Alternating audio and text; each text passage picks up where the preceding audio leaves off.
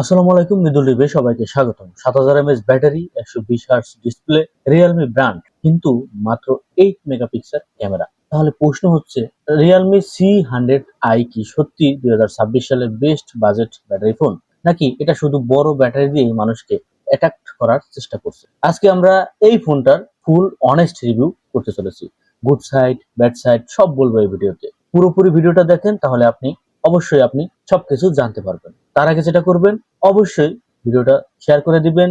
ফেসবুকে দেখে থাকলে ফলো করবেন, ইউটিউবে দেখে থাকলে চ্যানেলটা সাবস্ক্রাইব করে পাশে থাকবেন। ফোনটা আপনার যখন বক্স থেকে আনবক্সিং করবেন, প্রথমে ফোনটা পাবেন, টাইপ সি কেবল পাবেন, চার্জার পাবেন, সিম ইজেক্টর টুলও পাবেন, ডকুমেন্টেশনও পাবেন। প্রথম কথা হচ্ছে, ফোনটাতে আপনারা মোটামুটি সবকিছুই পাচ্ছেন, সবকিছুই দেওয়ার চেষ্টা করছে বক্সের ভিতর।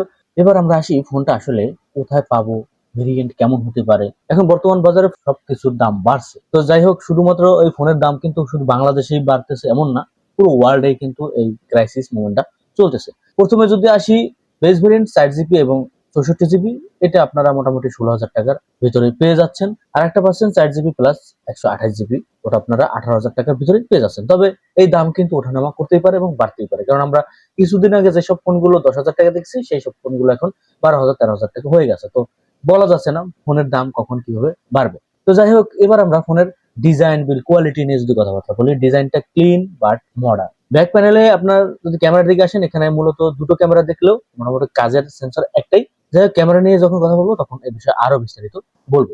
আপনার হাতের ছাপ বা ফিঙ্গারপ্রিন্টের সম্ভাবনা নেই। ফিঙ্গারপ্রিন্ট সেন্সরটাও আপনারা পাওয়ার বাটনের সাথে পাচ্ছেন, যেটা মোটামুটি ভালো কাজ করে। ফোনটা একটু হেভি হইতে পারে, মানে ওজনের দিকে একটু বেশি হইতে পারে, 210 গ্রামের কাছাকাছি, কারণ এই ফোনটাতে 7000 mAh ব্যাটারি চার্জ দিছে, তো এটা আমাদেরকে মেনে নিতে হচ্ছে। ফোনটা আপনারা আপাতত দুটো কালারে পাচ্ছেন, পার্পল এবং গ্রে। ভালো ব্যাপার হচ্ছে IP64 স্পেল রেজিস্ট্যান্স থাকায় হালকা পানি বা ডাস্ট নিয়ে কোনো টেনশন নেই। এবং ফোনটা কিন্তু যথেষ্ট শক্তপোক্ত, কারণ মিলিটারি গ্রেডের একটা স্যাটিসফাইড এখানে পেয়ে যাচ্ছেন, মানে হাত থেকে পড়ে গেল তেমন ভাঙাচোরার ভয় নেই। তারপরও অবশ্যই আপনারা সামনের দিকে ডিসপ্লেতে গ্লাস প্রোটেক্টর ইউজ করবেন, তাহলে ফোনটা আরো বেশি সেফ হবে। বাজেট ফোন হলেও অন্যরকম ফিল পাবেন। তাছাড়া ফোনে আরো আশেপাশে যদি নজর দিই, আপনারা ফোনটাতে ফেজ আনলকও পাবেন, 3.5 হেডফোন জ্যাকটাও পাচ্ছেন, টাইপ সি পোর্ট পাচ্ছেন, লাউড অ্যান্ড ক্লিয়ার সাউন্ড পাচ্ছেন, যেটা বড় ভালো, এবং অ্যান্ড্রয়েড ভার্সন 16 পাচ্ছেন, যেটা আরো আকর্ষণ করছে। যাই হোক, এবার আমরা ফোনের সামনের দিকে যদি নজর দিই, ডিসপ্লে নিয়ে যদি কথাবার্তা বলি, এখানে ডিসপ্লে 6.8 ইঞ্চি বড় সড়ো একটা IPS LCD ডিসপ্লে দিচ্ছে, যাতে রয়েছে 120 Hz রিফ্রেশ রেট। স্ক্রলিং অনেক স্মুথ লাগে। আরো হতাশার বিষয় হচ্ছে, এরকম 16,000 বা 18,000 টাকার একটা ফোনে সামনের দিকে যখন তাকাবেন, তখন যদি দেখেন যে ওয়াটার ড্রপ নস, তো এইখানে আসলে হতাশ হওয়ার বিষয়। কারণ আর এখন আমরা দেখতেছি এর চাইতে বেশি দামে 21,000 টাকার ফোনগুলো তো দেখি ওয়াটার ড্রপ নস ইউজ করতেছে। মানে কি বলবো, মানে খুবই হতাশ লাগে। অবশ্যই 5 হোল ডিসপ্লে আমরা আশা করি এই দামের ফোনগুলোতে। চিপসেট অথবা স্টোরেজের দাম বাড়তেই পারে, কিন্তু ডিসপ্লে হিসেবে আসলে জানি না কেন এরকম করতেছে। ব্রাইটনেস হিসেবে 900 নিটস পার্সেন্ট, যেটা ইনডোরে ঠিকঠাকই আছে, আউটডোরে মোটামুটি আপনি যখন ডিরেক্ট সানলাইট ইউজ করবেন তখন একটু হিমশিম খাবেন। যেহেতু HD প্লাস রেজুলেশন, মানে display sharpness average, YouTube Facebook use ঠিকঠাকই আছে, কিন্তু অ্যামোলেড ফিল কিন্তু পাবেন। স্মুথ এক্সপিরিয়েন্স ভালো, তবে শার্পনেসের একটা ঘাটতি এখানে লক্ষ্য করতে পারবেন। আর এই দামের ফোনগুলোতে আমরা IPS LCD ফুল HD প্লাস পাই না, HD প্লাসই পাই, তো এটা আমাদেরকে মেনে নিতে হয়। এবার আমরা পারফরমেন্স এবং ফোনের চিপসেট, গেমিং নিয়ে যদি কথাবার্তা বলি, চিপসেট হিসেবে এখানে ইউনিএসওসি T7250। অনেস্টলি যদি কথাবার্তা বলি, daily using Facebook, YouTube, TikTok স্মুথই আছে। মাল্টিটাস্কিং এ যদি আসি, 4 জিবি র্যাম যেহেতু এখানে দেওয়া আছে, হেভি ইউজ একটু রিলোড হতে পারে।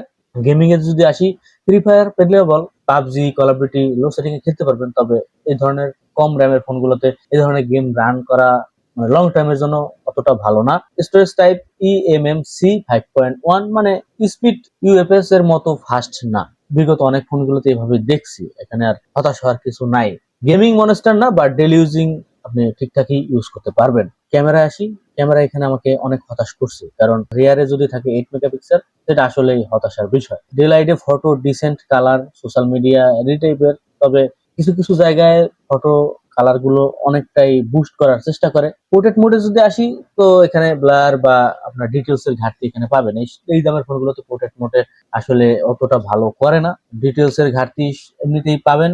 নাইট মোডে এভারেজ, আসলে অতটা ভালো বলবো না, কারণ এর সাথে ভালো ক্যামেরা দেখি। এবার আমরা সেলফিতে যদি আসি, 5 মেগাপিক্সেল, যেটা ভিডিও কল, ক্যাজুয়াল সেলফি ওকে, মানে টুকটাক আপনার মানে যখন যেটা দরকার আছে ভিডিও কল বা সেলফির জন্য ঠিকঠাক আছে, তবে অতটা ভালো আমি বলবো না। বুঝতেই পারতেছেন, মানে এই দামে আগে যে ফোনগুলো পাইতাম ক্যামেরা বা সেলফিতে যত ভালো পাইতাম, এখন আর এই ফোনটাতে আমরা ততটা দেখতেছি না। হতাশের বিষয় এখানে চলে আসছে। ভিডিও রেকর্ড করতে পারবেন 1080p এবং 30fps এ, স্টেবল অতটা না।